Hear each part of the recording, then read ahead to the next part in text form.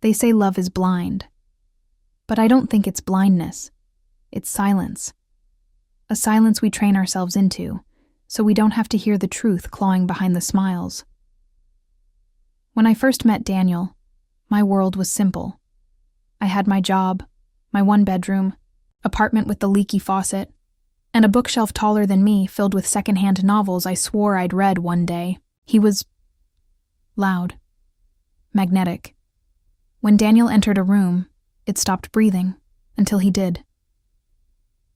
We met at a friend's engagement party. I was there to help set up the cake table. He was there for the wine and attention. "Don't tell me you made that cake," he said, pointing to my disaster of a chocolate mousse tower. "Because if you did, marry me." I laughed, and like a fool, I thought it was charm. We dated for 8 months before he proposed. My friends said it was fast. My heart said it was fate. We got married on a windy hilltop in April. I wore my mother's veil and his grandmother's ring. He looked at me like I was his forever. But even then, I remember. His phone buzzed. He turned it over without checking. At first, I dismissed the little things. That's what love teaches you to do. Sweep the tiny cracks under rugs made of hope. He worked late. "The project's tight," he'd say. He'd leave early. "Big pitch today," he'd say. He'd forget dinner dates. "Got caught up, baby," he'd say, kissing my forehead with lips that smelled faintly of mint and something floral. And then there was the earring. Just one. Small, silver, heart-shaped. I found it under the passenger seat while cleaning our car. It wasn't mine. I didn't wear silver. I held it in my palm for 5 minutes, my heart thudding so loud it was like I was in a war zone. Then I put it in the glove compartment and told myself I'd ask him later. I never did, because some part of me knew. To the outside world, we were a perfect couple. We took selfies at brunch, wore matching hiking shoes, posted happy anniversary captions every year. I smiled with my teeth. He kissed my cheek like I was air he needed. And still, one night, I touched his arm in bed. He flinched. That was the moment I stopped pretending. I started watching instead. A Thursday. Rainy. I told him I had a girls' night. He smiled like it relieved him. I stayed home, alone, phone in hand, and I did what I swore I'd never do. I checked his messages. There weren't many. He'd been clever, but not clever enough. A name kept showing up. Tess. Short replies. Code words. Same. Time? You looked amazing today. Miss last night already. I didn't cry. Not yet. Instead, I Googled the number. It led to a beauty salon's booking app. But the next day, I walked in and said, "I'm looking for Tess. She's my husband's stylist." The receptionist paused. Just enough.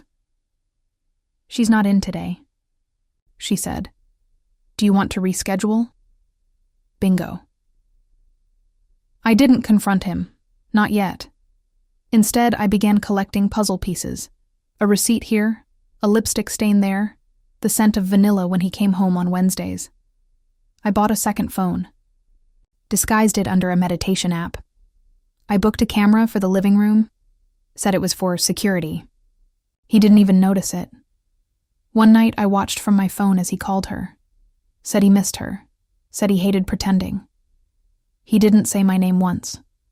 He didn't mention the woman he'd married, the one who folded his laundry and stayed, up with soup when he had the flu.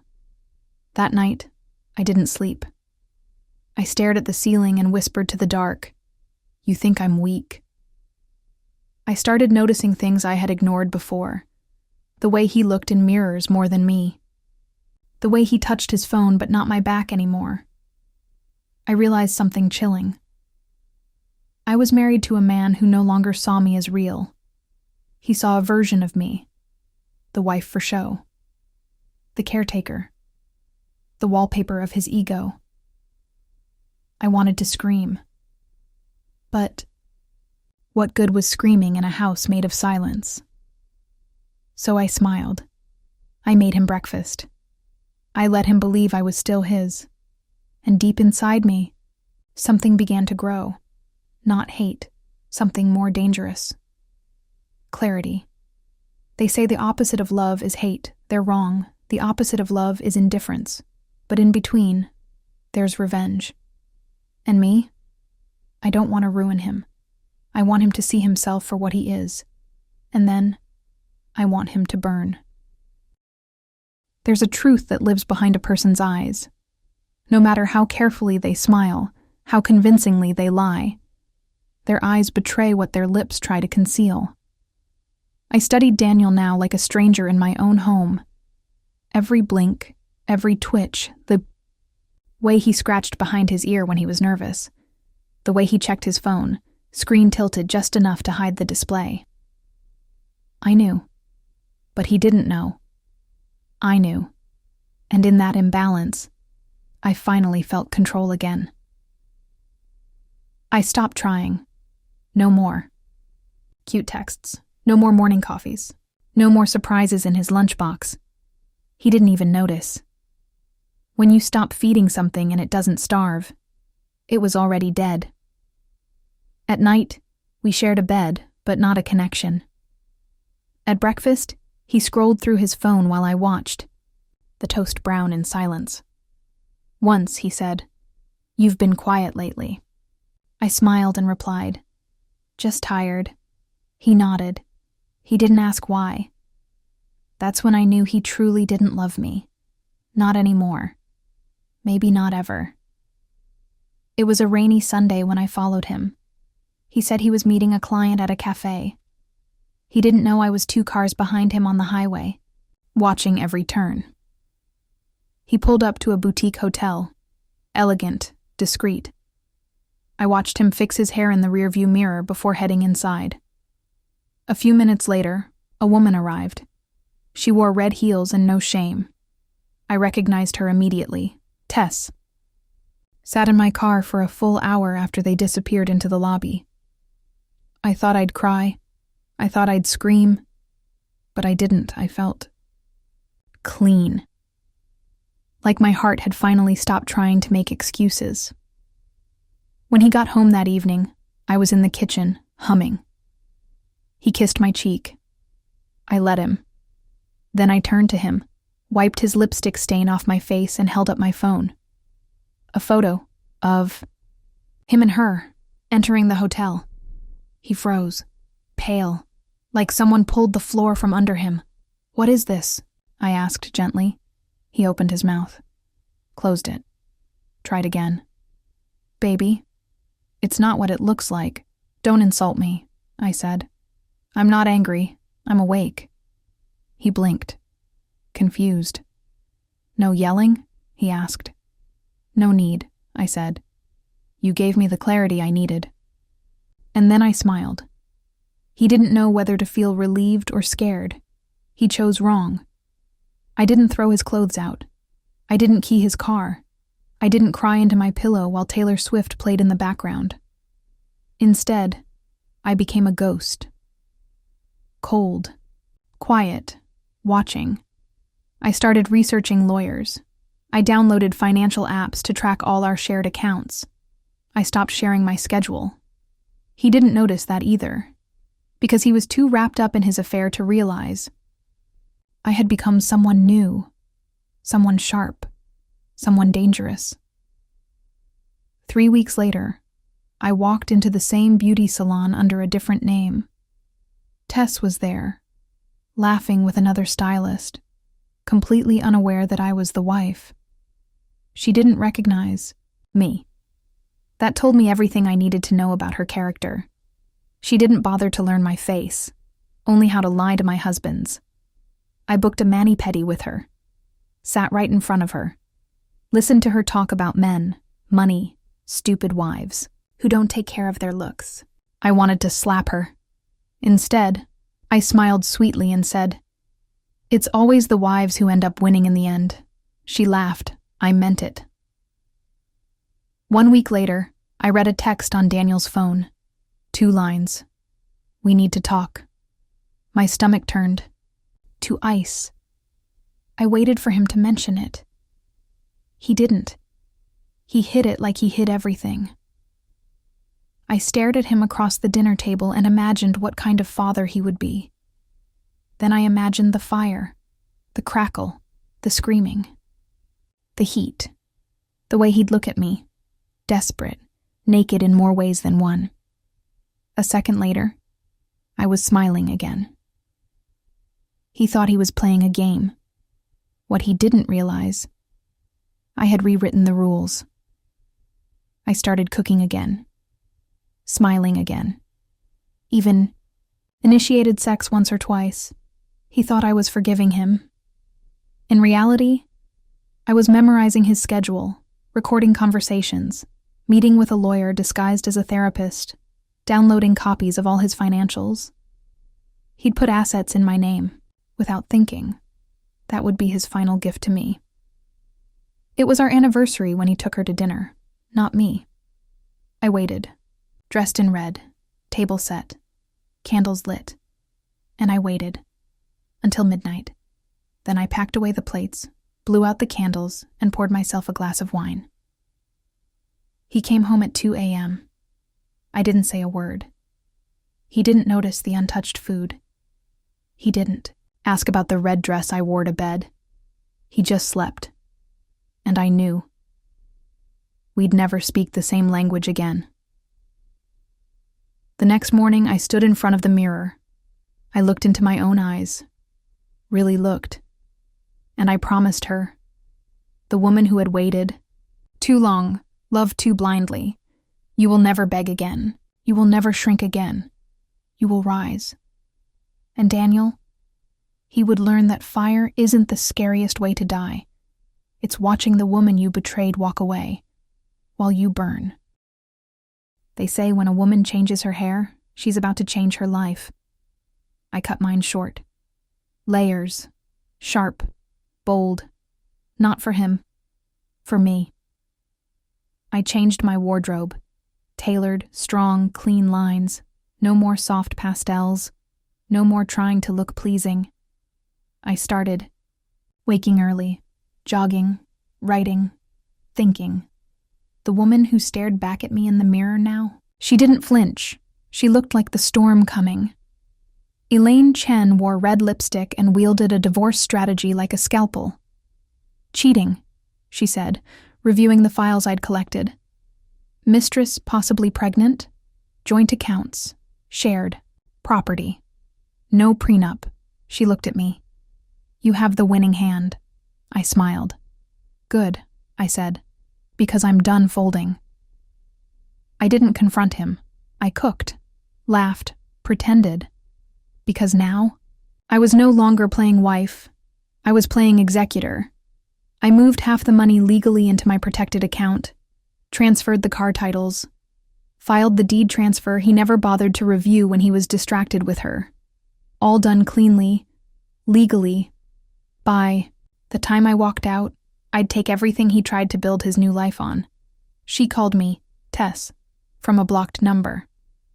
I'm sorry, she said, voice trembling. I didn't say a word. I didn't know. I thought you were just roommates or over. I exhaled slowly. Then I said, you knew. Silence. I'm keeping the baby, she said. I smiled. Then keep him too. Click. They fought. Oh, they fought. I heard it through the wall one night, when she showed up unannounced. Why is your name still on her bank account? She said you were leaving her. You told me she was crazy, he stammered, pleaded, blamed.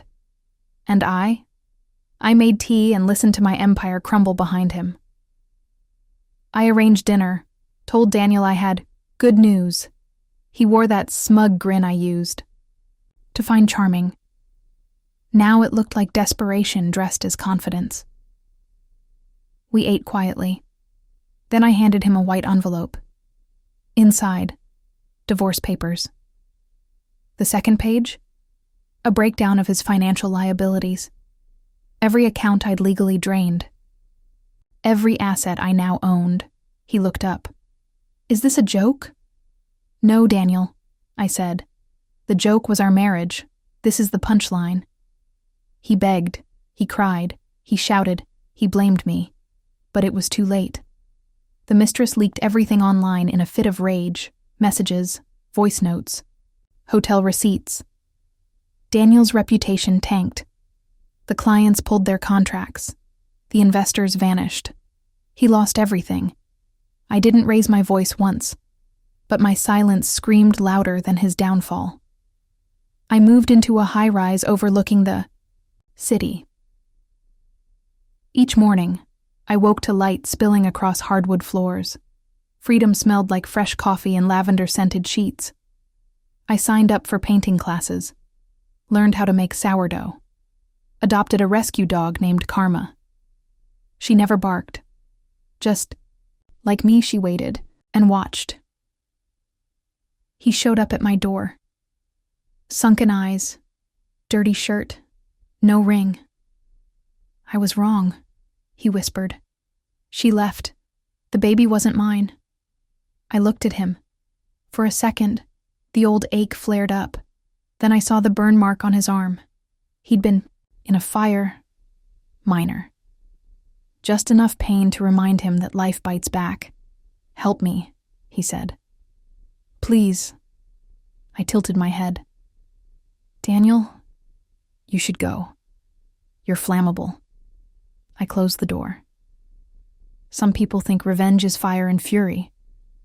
But for women like me, it's silence, strategy, survival. I didn't destroy him. He set the match himself. All I did was let him burn. And when the ashes cleared, I stood tall, unbothered, unbroken. Daniel slept in cheap motels now.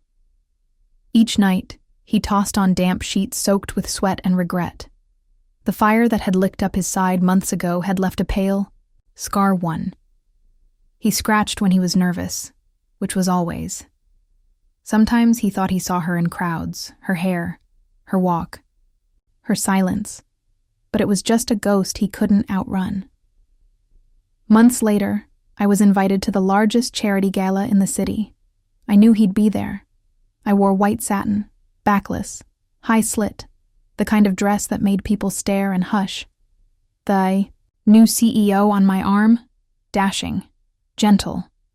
One hand at the small of my back, the other holding champagne. When Daniel saw me, he dropped his glass. Some people wear heartbreak like chains. I wore mine like armor. He cornered me near the rooftop garden, the night wind brushing between us. You're different, he murmured, eyes wide. You've changed. I smiled. No, I just stopped shrinking. You let me fall apart. No, Daniel. You jumped. And then I walked away, leaving him standing beneath the stars that no longer wished on him. The court awarded me the house, the car, and every last penny in our joint accounts. Turns out, when you document everything and say nothing, judges listen. Daniel had nothing left. His mistress, Tess, sued him for emotional distress. His company was bought out. He was demoted, then fired. Then came the eviction. He moved into a rundown flat, above a liquor store. Every time he saw my face on a magazine cover, it burned more than that fire ever did. One day, he found a letter in his cracked mailbox. It was from me, not out of pity, but closure. Daniel, you taught me how to break, so I taught myself how to build. Thank you for nothing. Sincerely, the woman you lost. He clutched it like it was a lifeline, but even a lifeline won't help if you refuse to swim. I launched a consultancy firm helping women secure financial independence post-divorce. Clients came in crying. They left in heels. I hired survivors, not employees. Each desk in my office bore a small plaque, "Rise, don't rage." And they did. So did I. Daniel tried to end it one night. Drunk. Alone. He passed out with a cigarette still lit. Flames licked up the curtains. Smoke choked the air. He woke up screaming, naked, gasping. Again. But this time, someone called the fire department, and when he stumbled out, coughing and burned again, he saw someone across the street. Me, watching, not with cruelty, but clarity. "You keep doing this to yourself," I whispered, before turning away. A journalist asked me during an interview, "What's the one thing you'd say to your ex if he were watching this?" I looked into the camera, held my breath, and smiled. Thank you for the fire. Without it, I'd never know I could rise from the ashes. Daniel sleeps in fits now. He dreams of fire, of me. But it's never the me that we had. It's the me that left him in the flames. Every time he reaches for my hand, it disappears in smoke. Years later, I received a letter, scrawled in messy ink. "You were right. I lit my own match, and now all I see is smoke. But I hope, maybe you see blue skies. Daniel." I placed it in a drawer, next to my degree, my business license, my new engagement ring, proof of survival, love, and light. On a quiet evening, I lit a fire in my fireplace, not of rage, but warmth. I dropped Daniel's last letter into the flames, watched it curl and blacken, because forgiveness isn't about letting them back in. It's about letting yourself move forward. And I was already walking into a future ablaze with light. Some people think pain breaks you. But the truth, sometimes it burns away everything that was never real. And when the smoke clears, you don't just survive, you shine. Once they barely remembered my name at networking events. Now, they invited me to speak not as Daniel's wife, but as Dr. Serena Vale, founder, speaker, strategist, survivor. I no longer chased rooms that never wanted me in them. I owned them. I was asked to sit on a televised panel, Redefining Power, Women Reclaiming Their Narrative. The host asked, "Serena, what would you say to the women still waiting for their apology?" I smiled into the camera. "Stop waiting. You don't need his apology. You need your own permission." The studio went silent, then erupted. The old circle, Daniel's colleagues, our friends, the ones who whispered, they watched now. Some in awe, some in shame. All too late. They'd seen the docile woman behind Daniel's shoulder. They never saw this one coming, the one with fire in her bones and ice in her smile. His mother called. She never liked me much before. "I saw your interview," she whispered. "You've become incredible." "Thank you," I said quietly. "I'm sorry for how I treated you. You didn't deserve that." For a moment, the girl I used to be, the one who cried on her bathroom floor, wanted to sob. But the woman I am now just nodded. Grace. That was my new name. I stood before my mirror. My skin glowed. My eyes were no longer dimmed by apology. Behind me, books I'd written, awards I hadn't chased, love I hadn't begged for. I placed a hand on the glass. And for the first time in my life, I whispered, "I love you." His name was Elijah. He didn't walk into my life like lightning. He arrived like sunrise, gentle, steady, sure. He didn't ask me to change. He didn't want a version of me that bent. He loved the woman I became, because she refused to break. I saw Daniel once, in a cafe window. He sat alone. A man aged by guilt, time, and too many almosts. He saw me. I nodded once. No malice, no sadness, just acknowledgement. He looked away first. The past never wins when the future looks you in the eye. I started a mentorship circle. Women shared stories of betrayal, survival, rebirth. We didn't trade trauma, we traded blueprints. I taught them what I learned. You are not weak for loving deeply. You are not foolish for trusting, but you are unstoppable when you learn to choose yourself first. I wrote a book, Ashes and Silk, A Woman's Guide to Rising Unburned. It became a bestseller, but more importantly, it found the women still on the floor and told them, there's a door, and you can build it. When Elijah and I married, it wasn't lavish. It was intentional. My dress? Soft ivory with hand-stitched flames trailing the hem. A symbol, not of destruction, but of rebirth. At the altar, he didn't say, I'll make you whole. He said, you are whole. I'm just honored to walk beside you. To the girl I used to be, the one who begged him not to walk away, who waited by the phone, who forgave too much. I see you. I honor you. But you don't live here anymore. The woman who stands now, she doesn't beg. She builds. She doesn't burn. She blazes. He was the fire that tried to consume me, but I was the storm that learned to dance in it. I wasn't just the woman he lost. I became the woman none of them saw coming. And now I rise. Unapologetic, unforgiving, unforgettable.